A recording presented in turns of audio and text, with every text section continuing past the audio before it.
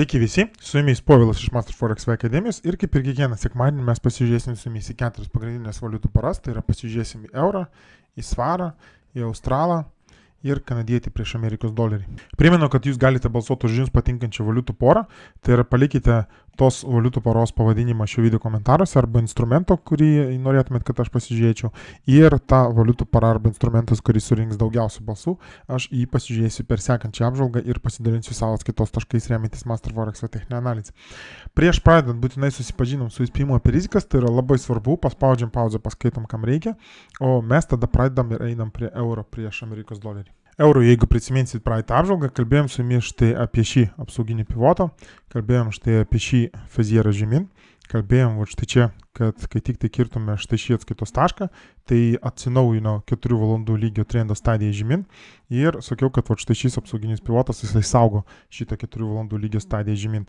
Tai kaip matot, savaitės bėgyje buvo visko, mes kirtom šitą apsauginį pivotą ir tie, kas suprantame techninę analizę, pamatė irgi, kad štai čia įvyko vėl pakartojomės fazierą žemyn, tai yra smulkesnį lygį fazierą žemyn įvyko ir tie, kas galėjo susiorientuoti, tie, kas buvo vietoj, tai jie susiorientavo ir eina dabar su šiuo trendu žemyn.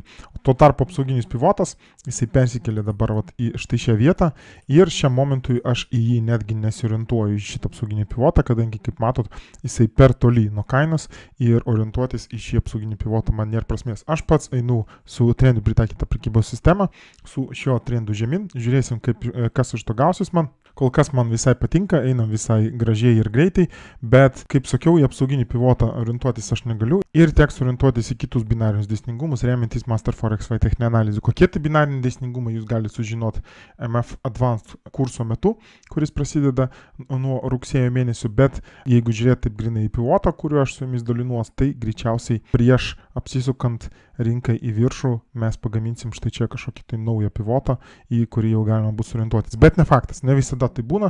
Tai kol kas aš einu su šiuo trendu žemyn ir kai tik tai nauji atskaitos taškai susiformuos arčiau kainos, tai tada aš juos ir orientuosiuosi ir papasakosiu jums irgi per sekančią apžvalgą. Jeigu žiūrėt į D1 time frame, tai matot, štai čia mūsų 4 valandų lygio apsauginis pivotas, o D1 lygio saugantis pivotas yra dabar štai šioje vietoje. Tai yra, kol štai šis pivotas nėra kirstas, tol ir D1 lygio, štai šio faziero sukeltas D1 lygio trendas žemyn važiuoja, ne? Ir štai čia mes turim taip vadinamą trendų pratęsimo figūrą. Tie, kas supranta Master Forex techninę analizę, jie prisiminsit, ką tai reiškia, ką su ją daryti ir ką reiškia štai šis atskaitos taškas, tai jūs viską žinosit ir mokėsit.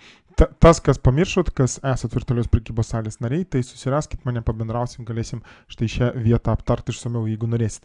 Bet kol kas tokie atskaitos taškai eurui, D1 lygis plus 4 valandų lygis trendo stadijos žemyn, man tai yra geriausia vieta, kur aš galiu taikyti savo trendų pritaikytą prekybos sistemą ir aš laimingai eisiu su šiuo trendu žemyn.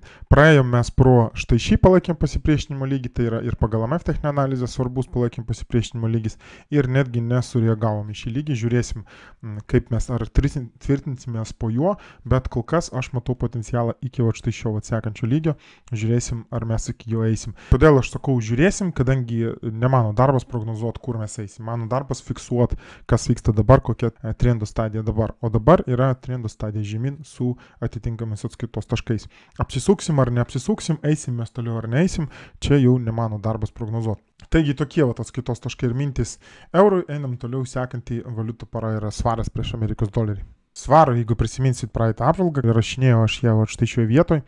Kalbėjome su jumis apie tai, kad atsinaujino trendo stadija žemyn, kad įvyko naujas 4 valandų lygio fazieras žemyn ir kad aš pradėsiu taikyti savo trendų pritaikytą prekybos sistemą. Kaip matot, visą savaitę mes prabuvom trendo stadijoje žemyn.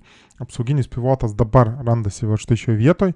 Vėlgi truputėlį toloka nuo kainos, todėl vėlgi aš lauksiu, kol susiformuos kažkas arčiau kainos, bet kol kas pivotas yra čia. Svaras jisai yra toksai volatilesnis, tai aš kartais ir į tokius tolimesnius pivotus irgi orientuojuosi.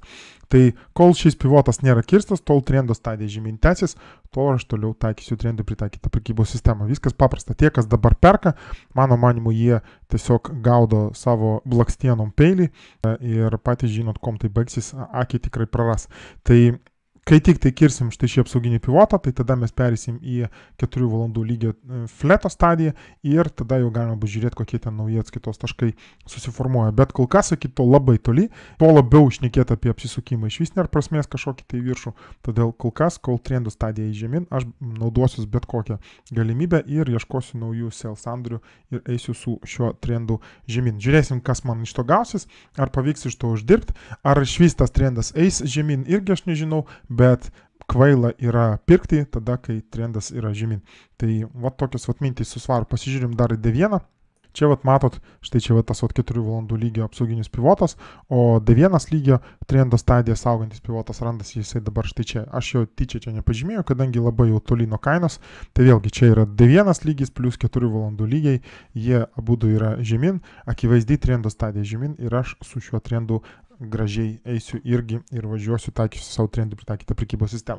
Einam toliau, sekantį valiutų para yra Australas prieš Amerikos dolerį. Beje, taip šnekant apie trendus, fletai, jie taip labai dažnai užmigdo traderius ir kai mes pereinam prie trendo stadijos, tai labai daug traderių taip, kol išlys iš savo miego, tol jau kaip ir trendas pasibaigė, bet tam labai padeda vėlgi ta pati Master Forex techninė analizė, kai matai konkrečius kitos taškus, kai žinai, kur ir kokioje vietoje mes pereisim iš fleto stadijos į trendo stadiją, tai tada tiesiog žinai, kur tu persijungi ir savo emocinę tokią būseną ir atitinkamai iškart persijungi prie trendo stadijos ir iškart pradedi atakuoti šitą trendą. Tai jeigu jūs norit irgi turėti tokius atskaitos taškus ir jeigu norit irgi taip neužmigti, tada kai vyksta trendas irgi eiti su tuo trendu, tai kviečiu jūs į MF Advance kursą, prasideda jisai nuo rugsėjo 10 dienos. Vietų skaičius yra neribotas, tačiau tam, kad tokią neribotų vietų skaičiaus paslaugą pateikti, mes keliam kainą kas mėnesį. Tai dabar sekantis kainos pakėlimas yra 1 rugsėjo dieną ir jeigu jūs norit patekti į MF Advance kursą, tai jūs dar turit galimybę iki 1 rugsėjo dienos pagal seną kainą tai padaryti. Jeigu jau po 1 dienos, tai ten jau turėsit mokėti vėlgi truputėlį brangiau. Todėl skubėkite, jeigu norit mokėti ir turėti konkrečius atskaitos taškus remiantis Master Forex techninę analizę ir jeigu norit išugdyti tokius įgūdžius kaip plano gaminimas pačiam savo prieš kiekvieną prekybos sesiją, žurnalo vedimas, nuosavo prekybos veiksmų algoritmą, visą tai mes automatiškai irgi su jumis išmoksim MF Advance kurso metu per tos 3 intensyvaus darbo mėnesius. Einam toliau, taigi Australas. Pradėkim nuo D1, mes atnaujinom štai šį atskaitos tašką ir dabar visas štai šis trendas žemyn, jisai dabar tęsiasi. Įdomu su šiuo trendu yra tai, kad jo banginė struktūra pagal Master Forex techninę analizę yra būtent štai tokia. Štai čia įvyko D1 lygio fazieras ir apsauginis pivotas, ar saugantis šitą D1 lygio trendo stadiją randasi dabar štai čia. Tai kol šis pivotas nėra kirstas, tol trendo stadija žemyn tęsis ir tol aš irgi toliau taikysiu savo trendį pritaikytą prekybos sistemą. Čia verta irgi pasižiūrėti dar į V1. Matom, štai čia V1 yra fleto stadijai ir atitinkamai mes vėlgi grįžtam ateinam taip artėjam prie apatinės fleto ribos Australo, ne? Bet man V1 yra truputėlį per didelis time frame'as, aš renkuosi pagal D1 ir pagal H4. Tai D1 eina žemyn, 4 valandų time frame'as, matot, štai čia yra tas D1 lygio pivotas, o 4 valandų lygio apsauginis pivotas dar nesusiformavo. Dabar kol kas jisai toj pačioj vietoj, kur ir D1 lygio pivotas. Tai kai tik jisai susiformuos, virtualiai prekybos salėje mes visi susiorientuosim ir pasidalinsim vienas su kituo, o jeigu jisai susiformuos ir nebus kirstas, tai būtinai per sekančią apžvalgą irgi aš jums papasakosiu apie tą naują pivotą, jeigu jisai iš vis bus. Bet vėlgi, dabar tokioje situacijoje, kol apsauginis pivotas yra per toli, tai svarbu suprasti, kad pivotas tai nėra kažkokia tai auksinė piliulė arba gralis, ne? Yra kiti binariniai dėsningumai remiantis Master Forex techninė analizė, kuri leidžia mums štai tokioje vietoje susiorientuoti ir be pivoto, ką tokioje vietoje daryti, kur yra tas trendų sustojimo taškas ir taip toliau.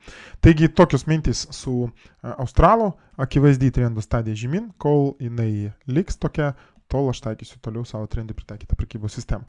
Einam toliau, sekantį valiutų para yra kanadietis prieš Amerikos dolerį. Beje, jeigu jūs nenorit registruotis į MF Advance kursą, bet vis tiek norit išmokti arba pagaminti patys savo prekybos veiksmų algoritmą, Tai štai čia tuoj atsiras nuoroda. Arba šio video aprašymą paliksiu nuorodą.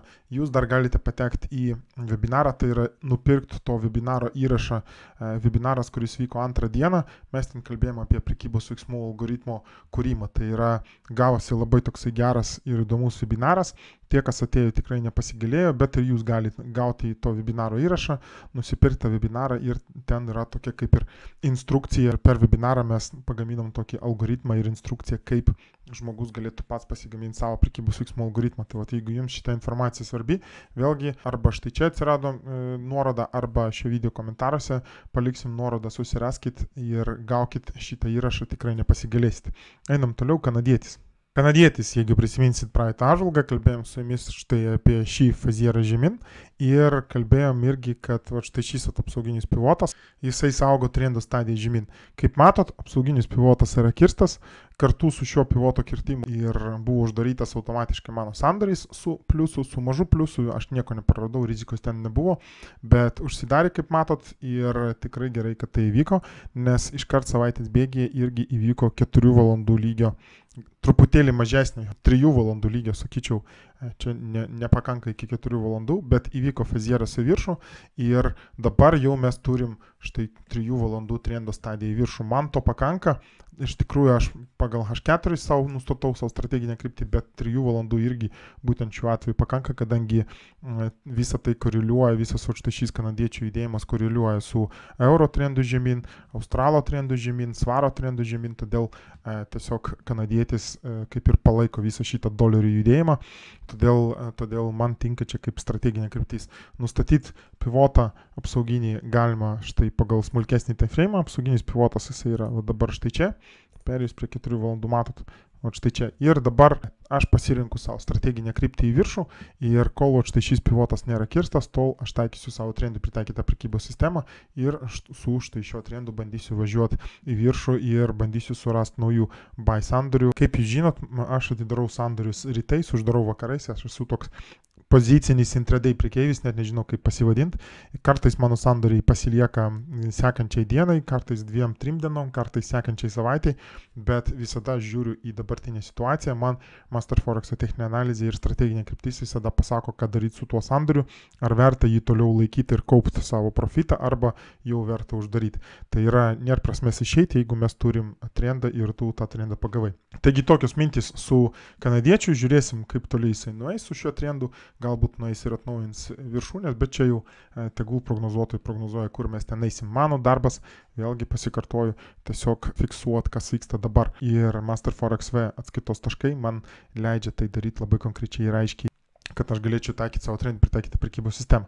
Primenu dar kartą, jūs galite balsuoti už jums patinkančią valiutų porą, tai būtų 5. valiutų pora, kurią aš apžvelgčiau per sekančią apžvalgą. Palikite tos poros pavadinimą šio video komentaruose ir ta pora, kuris surinks daugiausia balsų, aš į ją pasižiūrėsiu ir pasidalinsiu savo atskaitos taškais remintis Master Forex techninę analizę. Tiek minčių šiandieną, jeigu turit kažkokių tai idėjų, klausimų arba pasiūlymų, būtinai rašykite šio video komentaruose, bus tikrai su jumis įdomu padiskutuoti. Tie, kas dar neužsiprenumeravo šio kanalo, štai čia atsirado jums mygtukas, kviečiu jūs prenumeruotis ir atsisveikinu su jumis iki sekančio sekmadienio. Sėkmės visiems prekybai.